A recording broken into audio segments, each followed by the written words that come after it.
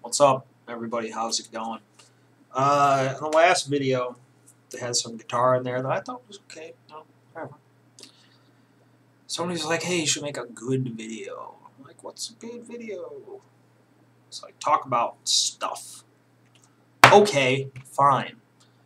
See, this is part of the reason why I don't like YouTube anymore, because a lot of the things that I want to talk about, I'm not going to talk about atheism too much anymore. Like, I can't do it. That's how I started, and I still agree with all that shit that I said, but I can't do it anymore. So what is there left to do? There's you can be funny, or you can talk about politics, I guess, really.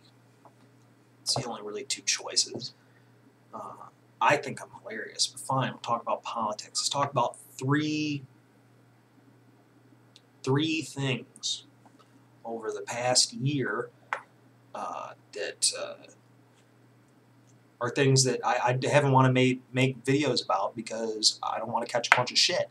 And it's not that I am afraid of people disagreeing with me or that I'm afraid of people hearing my opinion.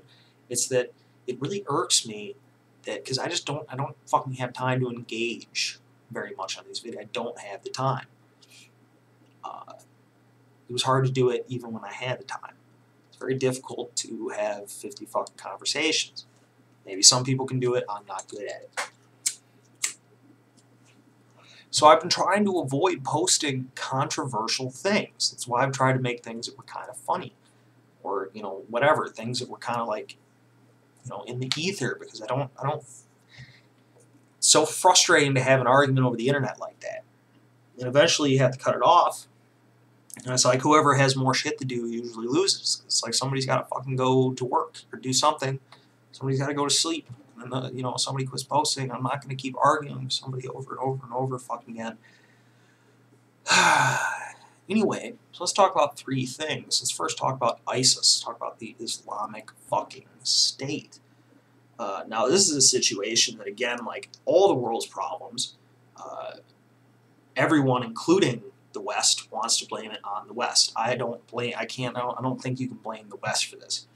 You can blame the West for the ineffectualness of the Iraqi army and the Iraqi government, but I don't think you can blame the West for the rise of ISIS, because the war breeds chaos, but the chaos has to form around a nucleus of something, and that nucleus is this religious strife and extremism and shit that has existed long before. It has nothing to do with us.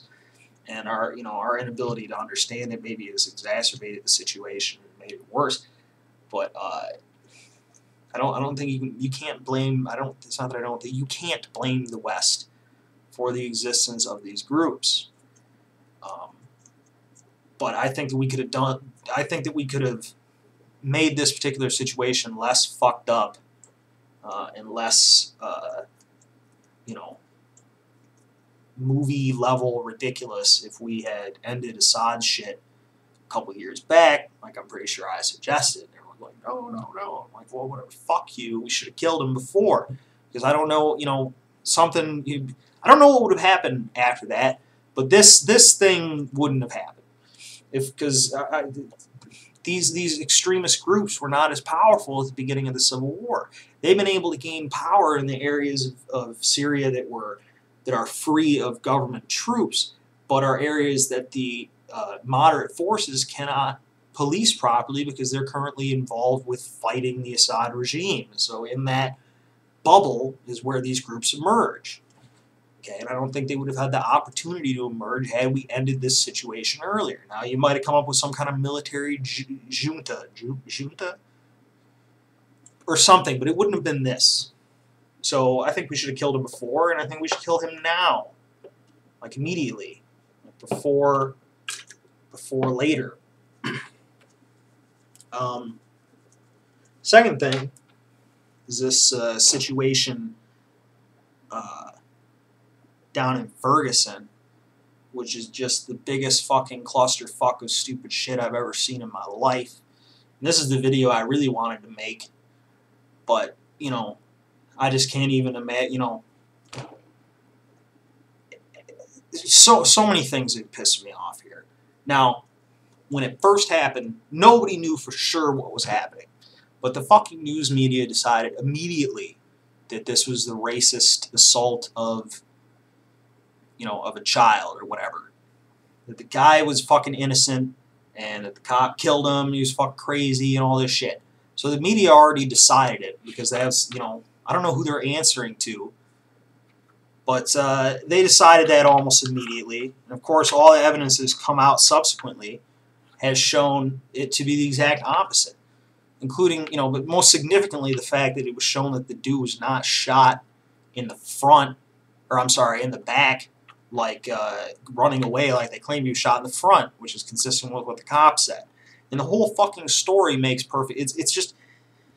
It's ridiculous because the viciousness with which they want to defend this narrative is just fucking, it's almost mind-blowing. It's like, why? And you read CNN when the shit was at its height, and like the race baiting is so extreme, and they want, like, oh man, like it's almost unbelievable. If you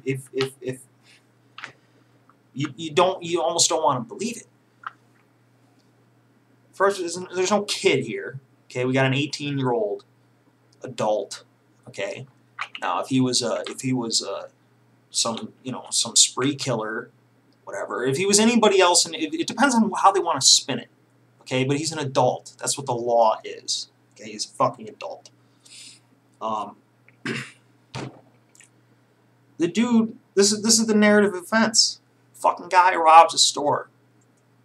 Okay, sees a cop. Cop says something to him about something unrelated. Guy assumes, oh shit, the cop is on to me because I just fucking robbed his store. I better resist arrest. And on account of the fact that he's 18 years old and probably pretty fucking ignorant, he took the shit way overboard, got into a tussle that, did he reach for the... All the cop has to do is have a reasonable, belief that the fucking guy was trying to take his gun. You can't fight the police. It doesn't matter if you think you're right or wrong, whatever. You can't do that without, and that might be the consequence later. You might get shot. But the narrative was he's running away. Well, it's proven that the own family, the autopsy that the family had, proves that this is not true. And it's like they don't even fucking talk about it. Like they act like that never even happened. It's fucking crazy. Like, they're talking about like the number of, there's not enough black cops, there's not enough black cops, there's too many white cops, blah, blah, blah. Well, why aren't there more black cops? Is there a law that don't allow black cops? Maybe black people don't want to be cops. Whose fault is that? I don't know. Maybe they don't want to be cops. They don't have to be cops if they don't fucking want to be. But it's like, so do I not have to listen to a black cop? It's so fucking bizarre to me. We can't, if you're gonna, we can't play racial politics because it's either all or nothing. You can't have racial politics for blacks and not racial politics for whites.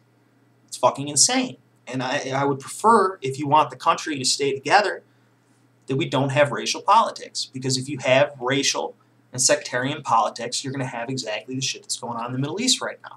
Which seems to be what people seem to be fucking... The news media should be criminally liable for all this bullshit. Because they're stirring it up. And there's some real fucked up people working out there in the news media. They know exactly what they're doing. And they're just stirring up anything, and they fucking, when they hear about, but don't you forget it. Those opinion columnists on CNN that cry over this shit in their columns, when they hear innocent, black guy or whatever killed or whatever, they fucking just come buckets because that's their pay dirt. That's what they want to hear. Nobody else wants to hear that. Black people don't want to hear it. Regular white people don't want to hear it. Racist white people don't want to hear it because if it was true that the dude was innocent and he was killed wrongfully, it goes against their narrative. So they only want to hear it because it breeds fucking dissent and anger, and it gets the money, and they're sick fucks because they can't. They're untalented. They can't come up with their own shit. They have to stir shit. They're fucked up. People at CNN are some sick motherfuckers. So I won't be working there. So there's that. The whole thing is fucked up. Whatever it was, it certainly wasn't some vicious racially motivated attack. I think it was a whole fucked up situation. And I don't know why everyone wants to turn everything into a racial thing and then say that we shouldn't be racist. That's being racist. Making things that aren't racist things into racist things is really fucking annoying. And it makes people that weren't racist before feel a little racist. Because when you keep telling people that they're racist, they might start... It's like when somebody thinks you're mad and you're not mad. And they're like, why are you mad? And you're like, I'm not mad. Like, why are you mad? I'm not mad. Why are you mad, dude? Why are you mad? Eventually, you get mad. Okay? It's the same effect. It's self-destructive.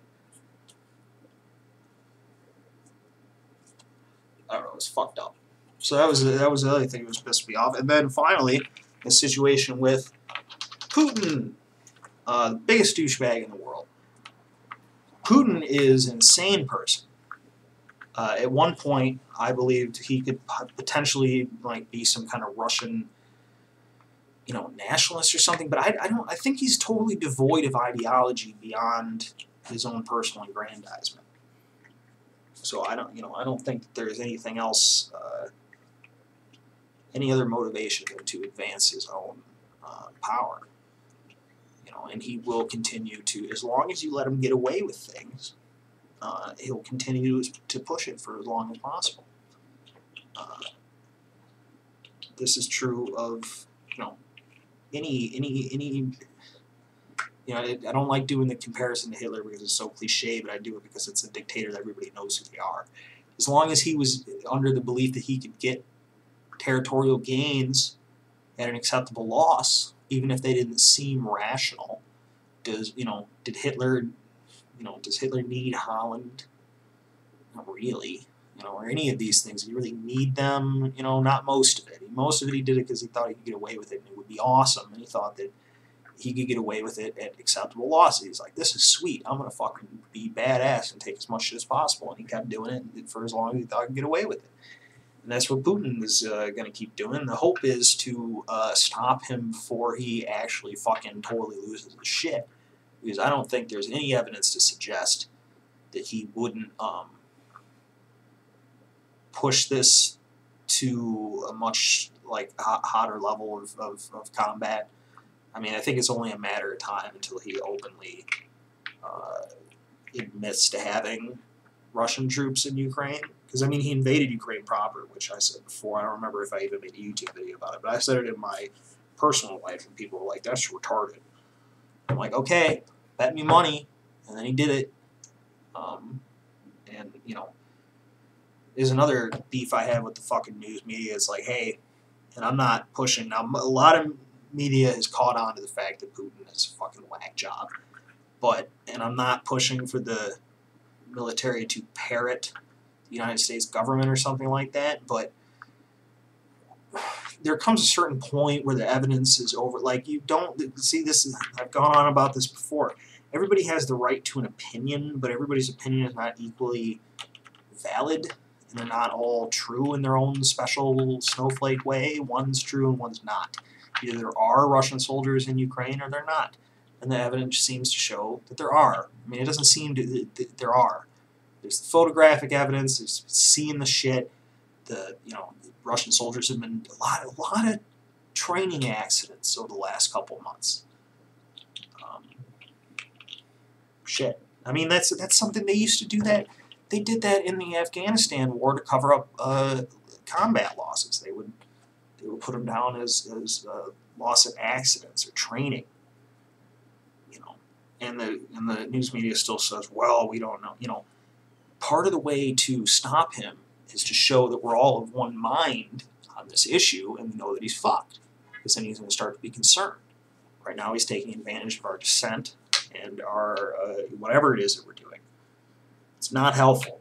I really hope that Obama's foreign policy decisions have helped illustrate to the American people the problem of attempting to say, oh, we're sorry and we're really cool guys and don't hate us. It doesn't work, because the problems are much deeper than that. There's a lot of fucking problems in the world that go beyond people, not, you know, understand each other's lingo well enough, man. Fucking, we need to get past, we need to, these politicians that went to conflict resolution classes instead of military history classes need to fucking get out, or we're gonna die, okay? Start paying attention to how the world actually works. So whatever. So, I hate Muslims, probably. I must hate black people because I'm against fucking rioting and fucking burning down your own shit because you're mad about people not liking you. And what was the other one? Oh, and I'm a warmonger for being against fucking former KGB, fucking little douchebag with a tiny dick. And you know that he has a tiny dick because of how hard, doesn't mean he's short. But if you're a confident dude, you don't have to be afraid of being short. Some people are short. He goes out of his way to make himself look big. He puts himself on these horses. He's got these big shirts, the fucking hat and shit. He wants himself to look big and tough because I think he's afraid that he might be too weak. And also, apparently, I don't like Asian people, and that's not true. I love Asian people. You don't even know if this guy's Asian. He could have something in his eyes. I also put this dude on the back, so it can be two different things. I'm crafty.